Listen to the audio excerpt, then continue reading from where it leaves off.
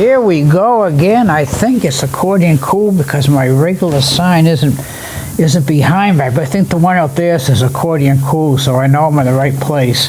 And yes, last time I checked, I am Coach Dave, your erstwhile, whatever that means, host, but it's a word they always use. So, and we have a very special guest in the audience, our friend Richard, who comes to a lot of my outside functions, and I got here today and he's sitting here to listen to, try to figure out what the hell I'm doing, I guess. I don't know, but Richard, thank you so much for coming in today. And that first song might give you a little clue as to what today's theme is going to be. It's called I Love Paris. From 1953, a fellow named Cole Porter wrote it for the play called Can-Can, which, let me see, Can-Can, that's the dance. I think they do that in, oh yeah, Paris, son of a gun.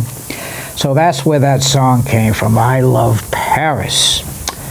So yes, that's going to be kind of our theme today, songs, names of different cities, not necessarily in the United States, but as with that first song, somewhere across the world too.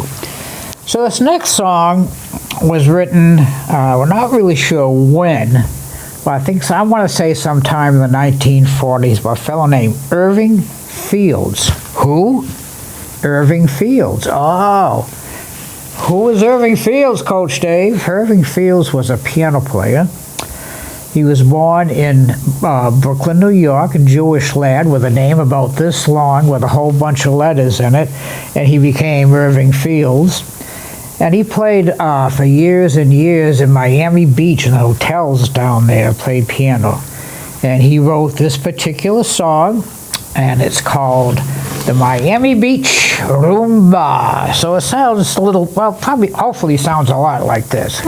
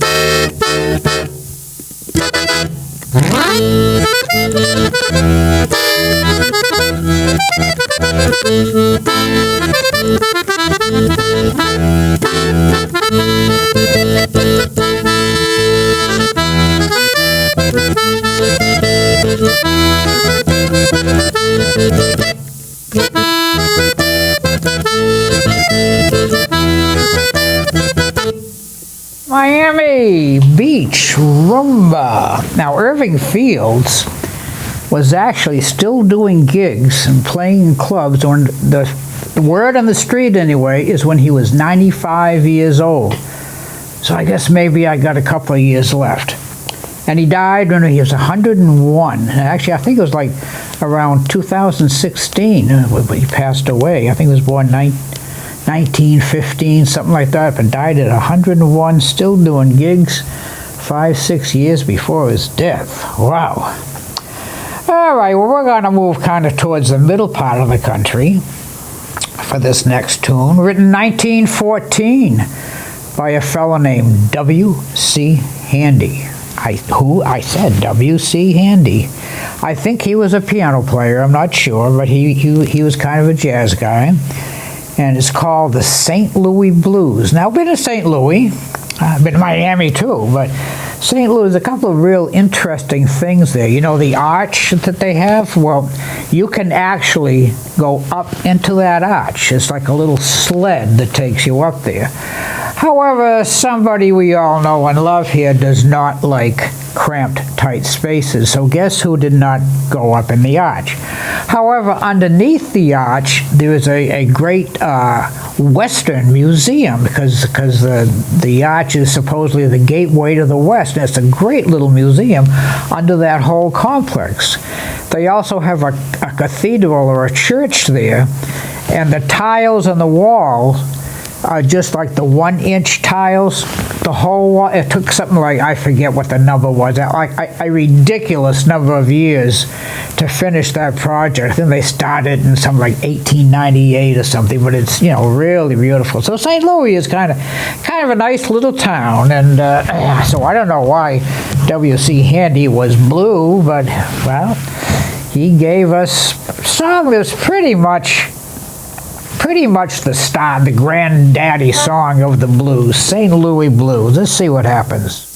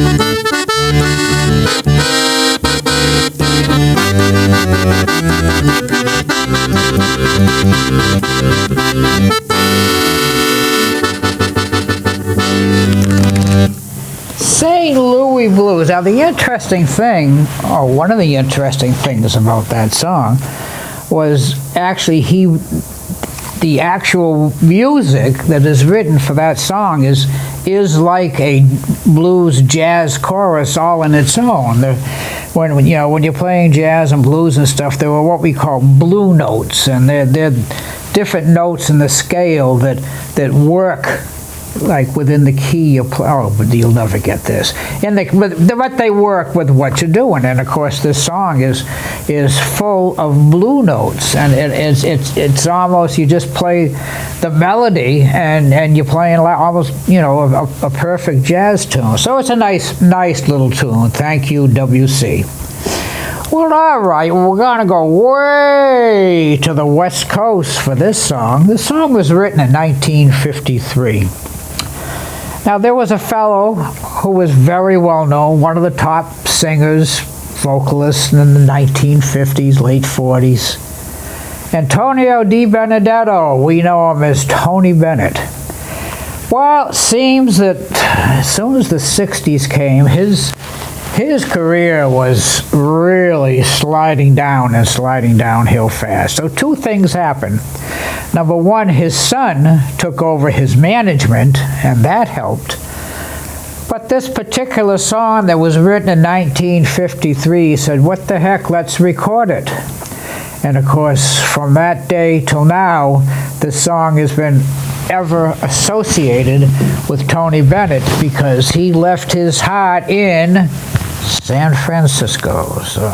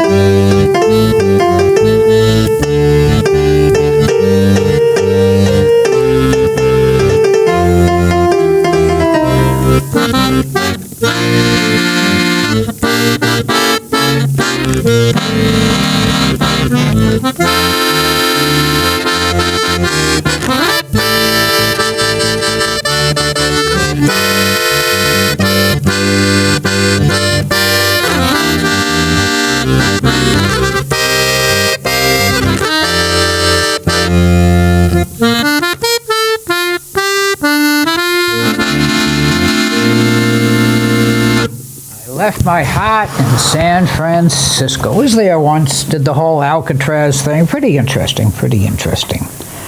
But, of course, I wish I had a nickel for every time I played that song back in the 1960s. I actually have not played it for several years. I just had a personal experience with that song on a gig one night, and I decided, that's it. I'm never playing this tune again. But in my old age, I've kind of mellowed, so once in a while, I drag it out. So, but we're going across the pond for this next tune. 1937 came from a film written by George Gershwin. It's called A Foggy Day in London Town. Now, what I don't understand is they said it was fog. From what I understand about London, the fog is SM with the OG on the end, but hey, I guess they had to make it look nice for the film. So a little foggy day in London Town. Here we go.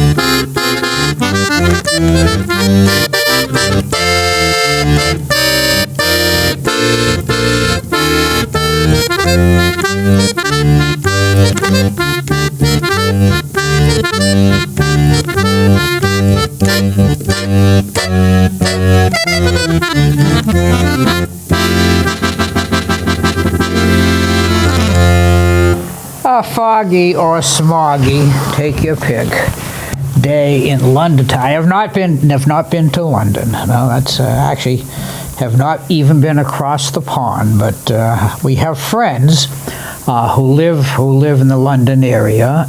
This fellow I met in Texas. He's kind of a jazz piano player, and he loves the ukulele. Plays the ukulele, and he's from Aberdeen, Scotland. And people would say, don't play, just talk, because he has that great Scottish accent. And his father played accordion, and he had his own radio show in Aberdeen. So there is a tie there, I guess. I guess they live on the Isle of Wight, that's W-I-G-H-T, which I guess is a pretty picturesque place over there in the middle of the ocean. So, well, we're getting down towards the end of our time today, and our last tune, going back towards the middle part of the country, it was written in 1959. I'm not really sure when it was written. Fellow named 1962. Fellow named Wilbert Harrison. Now, I think he was a country singer, but I'm not sure. He took the song and he had a huge hit on it. And it's about a city in the middle part of the country to which we have been to, and it's very interesting because there is a museum there. And you go into the museum, I forgot the name already, but it's a boat. Well, so big deal. Well, the boat, you see, was dug up in a farmer's field, because it used to go up and down the Missouri River back in the 1850s, and of course the river changed courses through all the years, and I guess the boat sank. Arabia, that's the name. The boat sank, and of course got covered with all dirt and stuff, and I guess one day he was out planting the potatoes or something. Here's this boat in his yard, and when we were there, the fellow that led the expedition to excavate the boat happened to come in. So it was, there's the guy right there. So it was very interesting day. It's called the Arabia. So anyway, little Kansas City. Here we go.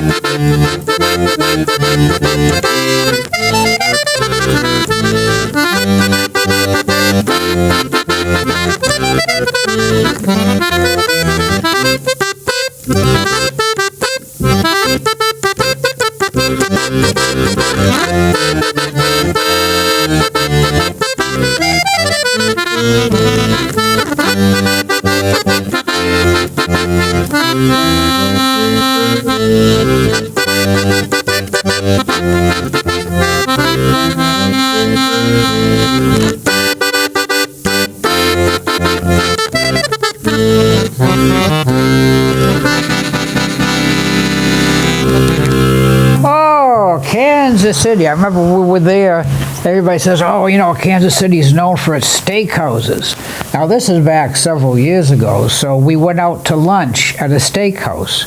And back then, it cost $50 for a steak lunch. I mean, it was good. 2 nights later, we went to Applebee's for half the price, and it was better. So I don't know. It's what can I say? So, well, that's our show for today. Well, thank you all for watching, listening, tuning in. And you know what I'm going to say? Bring the young'uns in to hear these songs and this music.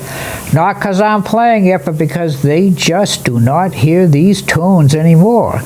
And also a big thank you again to Richard, who came in to be in our audience today. Several times now he's come here to catch the show, and he's certainly welcome any time. He knows that. So just want to thank you all once again, and of course Austin behind the glass. You know, I probably drive him crazy every week, but that's all right. I think that's in my contract. You know, drive Austin nuts. But if I sound good, that's the man. That's the man responsible. So, oh, let's go home with a little more Kansas City. Here we go.